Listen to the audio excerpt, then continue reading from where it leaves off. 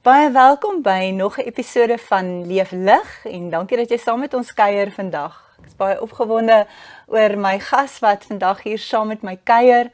Ons gaan vandag bietjie intree in die wêreld van onderwys, maar onderwys met bietjie waar dit nie net gaan oor klaskamers en lesse nie. Gaan onderwys met waar daar baie moed ter sprake is, baie aanpassing. Dit gaan ook oor oorlewing en deursettingsvermoë. Hier sit langs my 'n besonderse pragtige jong dame, haar naam is Janine Bezuidenhout en sy gee skool by 'n Amerikaanse skool in Libanon. 'n Land waar die daaglikse roetine, ek dink baie gepaard gaan met sirenes, spanning en dikwels ook onsekerheid. Maar hoe wonderlik om vandag 'n kykie te kry ook in haar wêreld, hoe onderwys werk in 'n oorloggetuisterde land. Ek was gelukkig geweest om haar te tref hier op 'n vakansie. Sy het bietjie kom vakansie hou. Haar familie is in Suid-Afrika, maar jy gaan vir ons ook vertel van 'n ander groot trekpleister wat eintlik hier in Suid-Afrika is wat sy gereeld moet kom besoek. So Janine, baie welkom by ons vandag. Baie dankie Janine. Ja, dis die Janine kwadraat hierso vandag. Ja. So, wat is nou hierdie trekpleister hierso in Suid-Afrika? Die grootste trekpleister in my lewe weeg omtrent 3 kg en haar naam is Falafel, want ek het haar in Libanon opgetel en sy is 'n kat. Ek het haar uit Libanon uit vervoer tydens die oorlog en nou bly sy hier by my tanniejulle. Ons gaan nou by dit uitkom, maar hoekom moes die kat uit Libanon uitkom? Maar vertel vir ons 'n bietjie van jouself, net so 'n bietjie agtergrond vir al ons luisteraars. En vertel vir ons hoe die pad gegaan Libanon toe en waar het eintlik jou onderwysreis begin, want dis nie was nie jou oorspronklike plan gewees nie. Nee, ek het aanvanklik drama geswat hier in Pretoria. Ek het in Pretoria groot geword en ek het drama geswat. Ek het my 4 jaar gedoen, my honeursgraad en die aanvanklike plan was om in die industrie in te gaan. Terwyl ek audisies gedoen het, het ek ook dramaklasse op die sy gegee, buitemuurse dramaklasse. En ek het by die kerk eintlik 'n baie goeie vriend gemaak wat van ek dink omtrent 'n jaar se vriendskap het ek en hy albei ons TEFL Teaching English as a Foreign Language sertifisering gedoen en hy het later daardie jaar, ek dink dit was 2014, het hy China toe getrek om Engels in die verre te gaan gee by 'n leersentrum. En 2 jaar later het hy op 'n lukrake donderdagoggend net ingeval, op my gecheck en gesê, hoe gaan dit vriendin? Toe begin ons praat en toe vra hy vir my of ek nie dalk sou belangstel om dieselfde pad te volg nie. En binne 2 weke het ek my lewe opgepak, ek het my kar verkoop en ek het China toe getrek. Opwindend, maar dit Ek het dit nie toegeweet nie, maar dit het regtig my roeping het my gevind. goed. Ja. Dis dit China toe. Ons gaan nou 'n bietjie terugkom na China toe, maar ons is nou eers, soos ek gesê het, sy is huidig in Beirut. Wat jy daar skool gee by 'n Amerikaanse skool. Kom ons raak so 'n bietjie aan die dag toe daai oorlog uitbreek. Okay. Waar was jy? Kan jy dit onthou? Hoe het julle dit ervaar? Was dit soos ver af of was dit soos hier in ons midde? Ek dink die gevoel van vrees en spanning was baie in ons midde, maar dit het baie stelselmatig eintlik gebeur. Die proses het in 2023 eintlik begin, waar in Gaza het 'n voorval gebeur waarvan ons almal goed weet. Ons weet baie daarvan en almal het baie opinies daaroor. Maar 'n week later het daar gerugte begin van joernaliste wat op die grens tussen Libanon en Israel aangeval is. En dit is toe wat daar groot paniek uitgereik is. Ambassades het vir families gesê, hulle moet ambassades het vir hulle personeel gesê, hulle families met die land ontruim, en na veiligheid toe gaan van ons Amerikaanse onderwysers, het ook op daai stadium verlof gekry om vir 2 weke net te gaan die situasie uit te kyk van 'n veilige afstand af. Ek self het op daai stadium matriekstudente gehad in my drama klas. Ek is 'n drama onderwyseres en 'n Engelse onderwyseres. En ek het regtig gedink hulle matriekuitslae sou daaronder lê as ek nie daar was nie. As ons aanlyn klas gegee het, drama is 'n baie in persoon tipe vak. So ek het gebly vir daardie 2 weke en dinge het aanvanklik was dit bietjie rof en daar was bietjie vrees, maar dinge het rustig gebly. En ons het vir 'n baie lang tyd so aangegaan, want dit was, ek dink toe November van 2023, het dinge in 'n routine ontaard. Die Libanese gaan net aan. Hulle gaan net aan. Die lewe hou nie op nie. So, ten spyte van die feit dat in die suide was daar voorvalle en ons het weekliks daarvan of daagliks daarvan gelees, het dit altyd ver gevoel. En die eerste wat ek regtig gevoel het, dit beweeg noordwaarts, was in Augustus van 2024. Ek het van Europa af teruggekom van vakansie af en skielik het die gesprekke om jou verander. Mettertyd het die voorvalle wat in die suide was, meer en meer noordwaarts beweeg en in die middel van Augustus was die eerste voorval in Beirut self. En dit was die beeper aanval. En van daar af dink ek het dinge baie vinniger begin beweeg. Toe is dit nou op julle voorstoep. Jy's in Beirut. Ja. Hoe ver van jou is hierdie aanval? Alhoewel Libanon is nie 'n groot land nie. Nee, dis 'n baie klein land. So ver is ook relatief. 60 kilometer ver. Ja, so dit is baie relatief om 'n prentjie te kry van hoe groot Libanon eintlik is. Dis nie groot nie, maar vir julle het dit gevoel asof die oorlog is ver. Ja. En julle het ook semi-veilig gevoel omdat jy naby die Amerikaanse ambassade is. Amerikaanse universiteit. Universiteit. Ja. Met die gevolg is julle het nie gedink wie Israel sal noodwendig Ja, ons het gedink aanval nie. Israel sal dit nie aanval nie. Dit sal nie waag om 'n Amerikaanse ja. universiteit aan te val En nie. ook, ek meen die bande tussen Israel en Amerika is baie goed en baie sterk. So dit is 'n baie veilige woonbuurt om in te wees en ek bly naby aan die skool, reg langs die skool. So dit is nie my onmiddellike veiligheid was nooit regtig 'n vrees nie of iets om oor bekommerd te wees nie. Ek dink dit was meer die psigiese trauma en die sonic booms wat elke dag gebeur het. Daar was 'n stadium wat die Israeliese Air Force kom deur en hulle maak net 'n harde geluid en hulle dit stelselmatig, ek dink ek was net terug toe die eerste keer gebeur het. Ek het gedog daar was 'n ontploffing, ergens het 'n trok, nog 'n trok getref. Ek weet nie, maar dit was die eerste keer wat ek dit gehoor het ek nie geweet wat gebeur het nie. En so stelselmatig het mense met meer ervaring deurgekom en gesê, ja, dis 'n sonic boom, dis hoe dit klink, dis 'n vreestaktiek wat gebruik word in oorlog. En waar dit een keer 'n week gebeur het, aan die begin van Augustus, hier teen middel Augustus, het dit 2 of 3 keer 'n dag gebeur. En jy word nog steeds geskok, maar jy skrik minder. Jy word al gedesensitiviseer vir die trauma wat 'n mens eintlik deurgaan. Ja.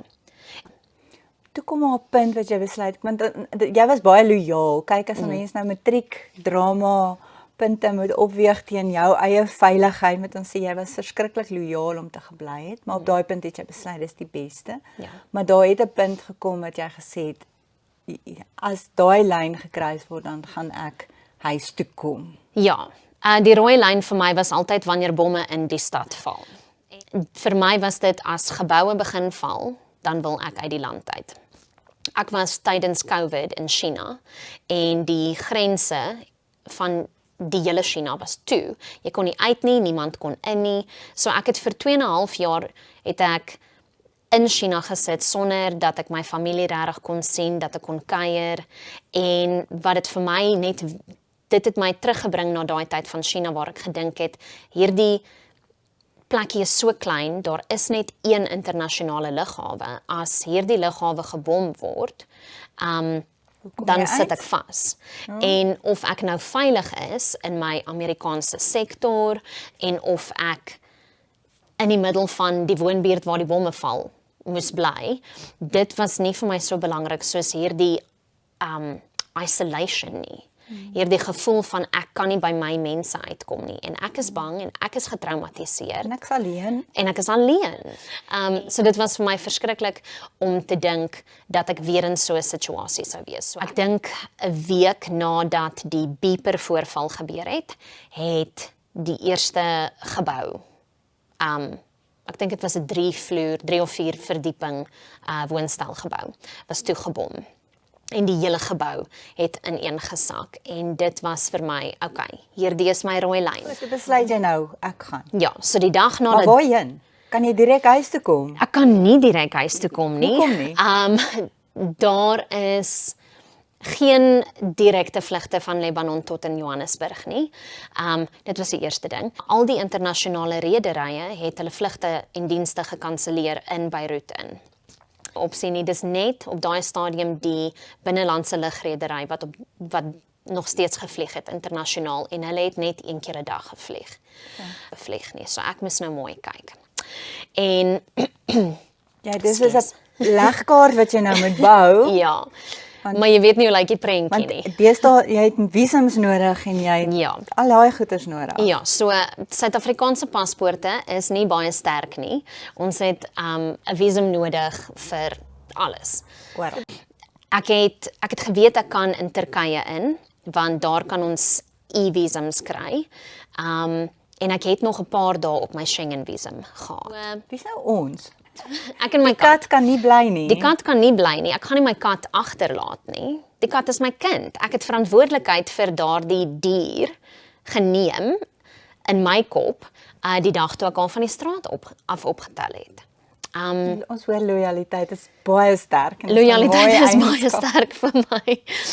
Soms lei dit my na dwaasheid. Ja, maar okay, so ek en die kat moet uit, want indien Suid-Afrika mense stuur om my te kom kry, it was not likely. En natuurlik al die ambassades tydens 'n oorlog reik nie visums uit nie of visas uit nie. So as dit nie vir daai 3 dae se Schengen visum was. dan was ek in die moeilikheid. Dan het ek gesit. So die dag nadat die eerste gebou geval het, toe het ek my vlug bespreek en die vlug was vir 2 weke later, want toe was al die vlugte alreeds uitverkoop vir die volgende 2 weke. En ja, so ek het mooi die veeartspapiere in orde gekry sodat my kat kan saamgaan, want ek gaan haar nie daar los nie. En ja, so ek het dit in orde gekry, ek het mooi gekyk na hoe ek moet gaan, want ook Turkish Airways vlieg nie van dieselfde lughawe in Cyprus as waar ek geland het nie. So ek het die eerste kaartjie uit was na Cyprus toe. Dit was die eerste beskikbare kaartjie. En dit is net 'n 30 minute vlug, so dit het vir my na 'n goeie idee geklink. Vat jou kat, kom uit die land, dan maak jy 'n plan. En dit was my fokus. So ek het in Cyprus geland met die kat. Ek het in 'n kar geklim. Ek het 'n uur noord gery na Nicosia toe, want dit is waar daai streek van Cyprus behoort aan Turkye. So daar het Turkish Airways net vir Turkish Airways 'n lughawe. En ek sou dit nooit geleer het as ek nie 'n oorlog moes ontvlug nie, maar okay. So Wonderlik. Wel, alles klink vir my of hierdie legkaart mooi in plek geval het. dit het beslis. Ja, alhoewel daar was 'n paar kere wat ek gedink het dit gaan nie uitwerk nie, maar nou ja. Ek kon nie direk van Cyprus af Suid-Afrika toe vlieg nie, want my kat Falafel se papiere of sy toestemming om in Suid-Afrika in te kom sou 3 weke vat, 23 dae ongeveer. Ons het dit gelukkig in 21 dae gedoen gekry, maar dit is 'n groot proses. Dit is baie maklik om haar uit Libanon uit te kry, want al haar papiere is volgens Europese standaarde in orde, maar vir Suid-Afrika is daar Suid-Afrikaanse standaarde en sy moes eers aan daai voldoen. So ek het haar Turkye toe gevat en daar het ek en sy vir 3 weke gesit. Ek het aanlyn skool gegee en toe het ek haar, ek dink 24 uur voor my eie vlug Suid-Afrika toe gestuur en hier het my tannie haar opgetel. En dit is waar sy nou bly. vir nou tussen al die hoeveel ander katte? Baie. Maar dis nie sommer net katte ook nie. Nee, Mense dis- is in baie gespesialiseerde kat Ja. geselskap. Het Ja, hulle, nee, ja. daar's baie katte. Daar's baie katte, skoukatte. So sy as 'n optelkykie leer interessante maniere aan by hulle. Beslis. En ek dink sy leer vir hulle interessante maniere. Maar dit was vir my, ek dink 'n sagte landplek. Na al die vrees, na al die trane, na al die onsekerheid, was vir my baie sagte landingsplek en groot troos om te weet my verantwoordelikheid en die punt van my hart en ek kon hier kom herstel. Maar jy sê toe jy in Istanbul 21 dae alleen op 'n plek, geïsoleerd, daai eerste ruk het jy gesê was, die eerste dag of 2 was vir jou net. Toe jy besef, okay, ek's nou veilig. Ja. En hier is nou my volgende plan, maar om tot verhaal te kom te besef, maar wat los ek agter, die omstandighede wat ek agterlaat, was nogal vir jou erg om te besef, maar ek los Libanese vriende agter wat nie kan iewers heen gaan Ja, nie. Hulle ja. is vasgevang in Hulle daai het nie die situasie. keuse nie, want dit is hulle En huis. dit het jou verskriklik gevang. Ja, ek dink vir 3 dae aan een gehuil. En terwyl ek nog steeds voete probeer vind en net my eie pull yourself towards yourself, ja, het ek net gevoel ek is so hartgebroke oor mense wat nie gevra het om in hierdie land gebore te word nie, wat nie gevra het vir elke ekonomiese, natuurlike, politiese ramp wat hulle in die afgelope 6 jaar, op hierdie stadium is dit 6 jaar, ja, moes deurmaak nie.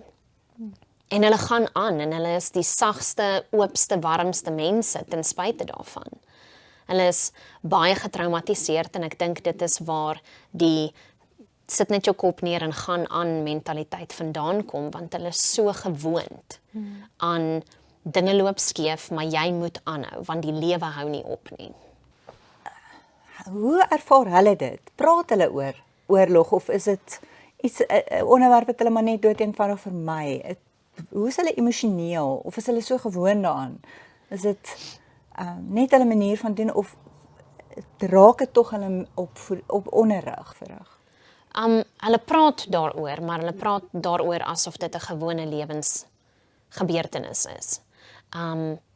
Dit is vir hulle so normaal dat baie keer hoor jy van hulle vriende, hulle het 'n familielid verloor. En ek dink dit raak aan almal. Dit raak aan enige mens. Hoeveel te meer tieners wat nog die lewe probeer uitfigure en hulle eie identiteit probeer bereken. Wie wil hulle wees? Waar kom hulle vandaan? So ek dink hulle verstaan op hierdie stadium nog nie hulle eie gebrokenis of hulle eie hartseer oor hierdie realiteit nie. En weet nie eintlik hoe om dit te verwerk nie. Hulle Of hulle weet ouers ook nie. Soos jy sê, hulle is gewoond daaraan. Wat maak jy met trauma in daai omstandighede? Dis nie 'n kwessie dat dit nou ewe skielik net gaan verdwyn nie. Dis soos deel van hulle is eintlik deel van hulle identiteit. Ja. Trauma is eintlik Trauma is deel deel van hulle identiteit beslis. Ja. En eintlik maar soos ons in Suid-Afrika ook, ons het ook 'n sekere mate van trauma wat vir ons ook baie goed in Suid-Afrika is normaal, nie naaste my wat hulle daar ervaar nie, maar soos jy sê, baie van hulle verloor wel familie. Daar's huise, besittings wat net tot niet is. Ja. Of goeders wat hulle verloor, wat net generasies se goed wat 'n mens net in 'n familie opbou of versamel wat net weg is. Ja, dis tragies verby. En hoe dit hulle onderrig affekteer is soos wat dit enige kind wat deur skok of trauma gaan affekteer is. Daar is baie onderbrekings in klas, daar's baie praat en hulle weet nie mooi hoe om met mekaar te praat nie, want hulle weet nie wat in hulle aangaan nie.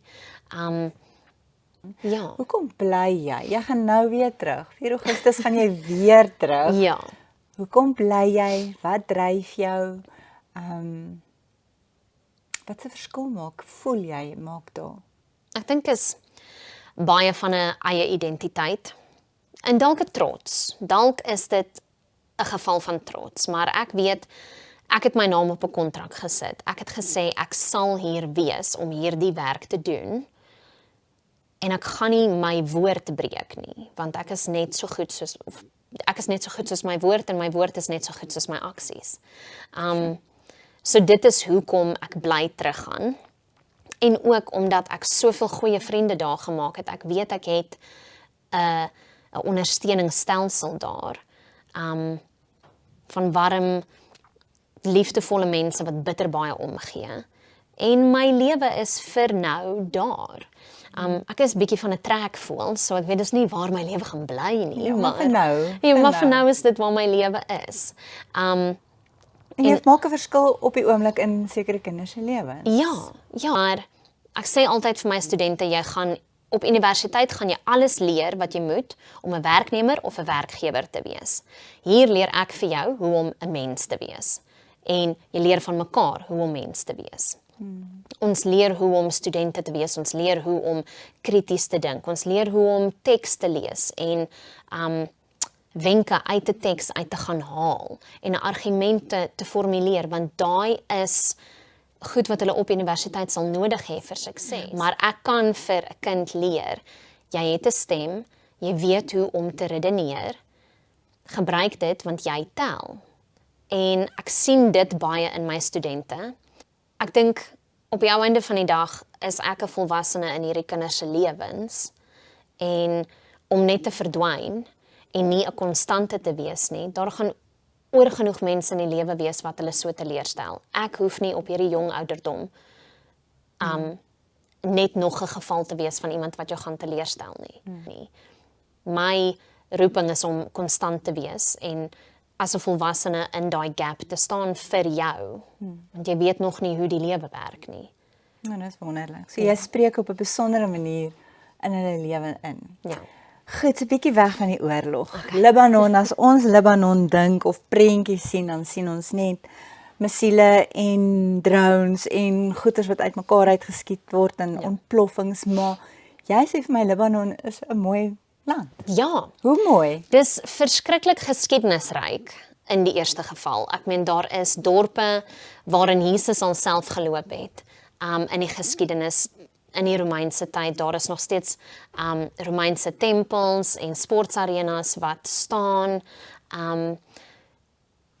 Weer eens, ons bly langs die Mediterrane See, maar binne 20 minute kan jy net opry na die berge toe en daar is die groenste groen bome, ons het die sederbome daar, die natuur is pragtig. Nie so mooi soos Suid-Afrika nie. Jy mis dit daarin by sis. Suid-Afrika is pragtig op ander maniere, maar die natuur is beeldskoon. Dit is 'n mooi land. Dit is pragtig vir al die natuurlike redes. Ek dink daar waar die mense kom met al die ekonomiese en politiese probleme wat hulle onlangs gehad het, is daar baie wat agteruit gegaan het, maar selfs te midde van dit sien jy dit wat bestaan het, die pragtige verfwerk en die vierkantige huisies met die rooi driehoek dakke en dis hierdie geel sandsteen, maar nie geel nie, dis sagte alwe, I don't know, it's like a cream, but a yellow. Nie mosterd nie. Okay. Maar dit is pragtig. En limesteen eintlik, dis limesteen. Ja. En dit daai pragtige half wit en geel langs die see, dis beautiful. Dis regtig, dis so pragtig. En dan die mense. Die mense weet hulle kom uit 'n lang lyn van die geskiedenis. Hulle kom van die Phoenicians af. Hulle kom van die Mamluks se tye af. Daar is 3 groot lae van samelewing wat 'n mens in die argitektuur kan sien, waar daar soveel ryk geskiedenis is en daai geskiedenis voer in die mense en hoe hulle dink en hoe hulle met mekaar lewe. Dit voer verskriklik in dit in en dit maak hulle baie heg aan mekaar. Hulle is baie gemeenskap.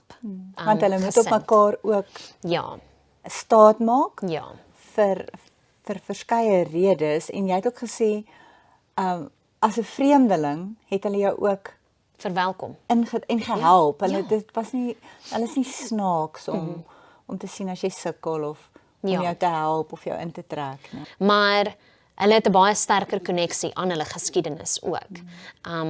So dit is vir my ook pragtig om te sien, maar die mense hulle nooi jou gereeld, kom eet saam met ons. Dis pragtig om te sien dat mense jou so innooi en sê, kom eet by my familie, kom ontmoet my vriende, kom ontmoet my neefies en niggies. En ek het dit nog nooit regtig, selfs in Suid-Afrika dink ek ons is nie so Gasvry nie. gasvry So hulle is nie. baie gasvry. Baie gasvry, baie gasvry. Ja. Gepraat van eet jy lekker? Ek Is eet dit verskriklik lekker. kos? Ek lyk so goed want ek eet so goed. Ek eet verskriklik lekker. Dis 'n mengelmoes van Turkse kos, Griekse kos en dan so 'n bietjie Italiaans ook ingepeper. So jy het jou hummus, hulle het 'n eiervrugdip wat hulle baba ganoush noem of my ma was in 2023 daar en sy het ook baie lekker geëet. So nou elke Kersfees moet ons Lebanese dips maak. Hulle het 'n yoghurtkaas wat hulle maak met die naam van labneh en dis so lekker. Jy sit dit op alles. Dis 'n probleem want jy sit dit op alles. En is nie so lae vet gesond Dis nie. eintlik is dit baie laag. Kan jy dit mos maar eet? Ja, ja. So dit smeer dit dik. Maar dikker jy dit smeer. Nee, want dis halfte vet, so jy eet twee keer so meer. Soveel. Ja. So ons eet verskriklik lekker. Byvoorbeeld vir ontbyt is daar olywe en komkommer en kaas en kekerertjies in 'n yoghurt. En ek is eintlik baie mal oor daardie dis. Yoghurt en kekerertjies het ek nooit gedink ek sou eet vir ontbyt nie, maar dis lou warm en dis so lekker. En ek sou dit nooit gedink het nie, want dit is sout, dis nie soet nie. So jy eet verskriklik lekker en daar's knoffel by alles, wat vir my 'n probleem is. Ek is nie baie mal oor knoffel nie, maar ja, Maar die kos is lekker, die kos is bly baie is lekker, Ja. alles is lekker. ja. Nou, Die lewe is lekker daar, dit ten klink spyte so. van. Is dit ja. duur? Ja, die lewenskostes is op hierdie stadium baie duur. Toe ek eers in 2022 daar aangekom het, was dit baie goedkoper, maar ek dink in die afgelope 3 jaar het dit omtrent verdubbel pryse in. So op hierdie stadium kan jy of met Lebanese lira betaal en dis omtrent 89.500 lira vir $1. Dan wil ek dit nou nie eers werk na rand toe nie, dan gaan ons nou na miljoene toe gaan. Ja. Sjoe. Okay. So ja, So vir ons Suid-Afrikaners sal dit duur wees. dit sal duur wees want die ekonomie is 'n sterk invoer-ekonomie. Hulle het nie baie dinge wat natuurlik groei nie. Ons gaan nou terugkom. Ek spring net gou-gou vir my na China toe. Net so ek weet dis 'n gesprek op sy eie. Ja. 6 jaar in China. In 2 weke se tyd pak jy op, jy besluit jy gaan China toe. Jy ken een persoon daar. Die Chinese is nie so lekker tweetalig van Chinees en Engels nie. So hulle het nie alle bordjies is nie alles mooi. Straatname en kos en niks is ek in prentjies. Engels nie. Ja, ja. Hoe maak 'n mens daai eerste ruk? Hoe kom jy oor daai taal en kultuurgrense? Ja. Dit was vir my 'n baie groot uitdaging want ek dink nie eers ek het geweet van al die beperkings wat ek daar sou hê nie. Ek het uit Suid-Afrika uit gegaan en mense het bly vra hoe gaan jy in kontak bly met die mense hier en ek sê vir hulle half dwaas, ag Facebook bestaan in China en ek het nie mooi verstaan daar is hierdie firewall wat die buite media uitsluit nie. So Google werk nie in China nie, Instagram, Facebook, WhatsApp, daai hele pakket werk nie in China nie. Ek dink die enigste ding wat ek voordat ek China toe getrek het afgelaai het op my foon was WeChat. Dit was die enigste ding wat ek op my foon gehad. Dit werk want dit is 'n Chinese toep. En ons het maar net stelselmatig baie avontuurlustig net jy bestel en jy besluit kan ek dit eet of kan ek dit nie eet nie. En jy bid dat iemand bietjie Engels kan praat, maar daar was tye wat Dit klink baie opwindend. Ons sal weer 'n bietjie met gesels oor China, maar wat het jy want toe jy 25, jy's alleen. Wat het jy toe in daai 6 jaar geleer van aanpasbaarheid, van jouself geleer? China was eintlik baie goed daarvoor, want jy is, soos ek gesê het, jy is altyd bietjie afgesonder. Jy is altyd bietjie in afsondering en ek was baie, baie, baie gelukkig met die mense wat ek daar leer ken het, maar dit was alles buitelanders. Op daai stadium. Maar wat ek in daai isolasie geleer het, was baie van my eie identiteit. Jy gaan aan die einde van 'n werksdag gaan jy huis toe en jy bly alleen. So dis jy en dis jou gedagtes en ek dink op 25 het ek regtig nie geweet wie ek was of wie ek wou wees nie. Ek het bietjie geweet van wie ek was en ek het bietjie geweet van wie ek wou wees, maar ek dink ek het altyd gewag vir ander mense om vir my te sê wie ek is. En ek het regtig in China geleer hoe om op my eie identiteit te staan en te weet, maar hierdie is wie ek is. Hierdie is waar ek vandaan kom, hierdie is hoe ek van dinge hou. En nie trots te wees daaroor nie, maar om confident te wees daarin. Jammer my. Daai vertroue ewe skielik in dit is wie ek is. Ja. En om dit te ontwikkel in daai 6 jaar was 'n lang proses, maar dit was ook broodnodig. So ek het baie van my eie identiteit daar geleer en ek het baie geleer van, okay, ek hou daarvan om internasionaal te lewe. Ek hou van die uitdagings wat dit my bied. En ek wil aanhou om dit te doen en ek wil aanhou om hierdie lewe na te streef waar enige iets moontlik is, maar jy het nog steeds die roetine in die alledaagse. Jy weet nog steeds wat jy kan verwag maandag tot Vrydag, want jy het werk. Jy is gelukkig genoeg om werk te hê. En dan kan jy eksploreer. Dan kan jy eksploreer. So sou jy sê, ek dink almal is nuuskierig, okay, maak jy baie geld? Is dit die moeite werd? Dit is beslis die moeite werd. Ek dink dit hang aan waar mens bly. So in die internasionale onderwys, hoe verder oos jy gaan, in die verre ooste, Maleisië, Singapore is baie bitterduur, so ek weet nie hoe baie geld mens daar maak nie, maar jy maak goeie geld in die verre ooste. En dan hoe meer Wesmens beweeg, hoe meer raak dit normaal in terme van 'n onderwyssalaris. So maak ek goeie geld, ek maak beslis beter geld as wat ek in onderwys in Suid-Afrika sou maak. En ek dink omdat 'n mens op kontrak is daar sekere bates as deel van jou kontrak en sekere positiewe eienskappe wat dit die moeite werd maak, wat sekere lewensonkoste heeltemal uitvee. Ek hoef nie hier te betaal nie, byvoorbeeld. Ek hoef dalk net in te betaal op elektrisiteit. My mediese fonds by 'n goeie skool word gedek. Dis nie altyd die geval nie. Ek dink weer eens dit hang af watter land jy in bly, maar hierdie groot dinge wat ek dink my nog steeds bietjie bang maak. Jy weet daai groot mensbesluite wat 'n mens moet neem. Word vir jou word gedek. namens my of gedek of namens my Kry jy 'n gemaak. bietjie kans om spaar jy 'n bietjie? Kan jy geldjie spaar? Ek spaar. Ek het beslis beter in China gespaar, maar die lewe daar is ook baie goedkoper. Ja, so in terme van Lebanon is daar nog steeds, it's definitely been a cut, maar as jy slim werk kan jy nog steeds 'n bietjie wegsit. En ek kan op hierdie stadium spaar.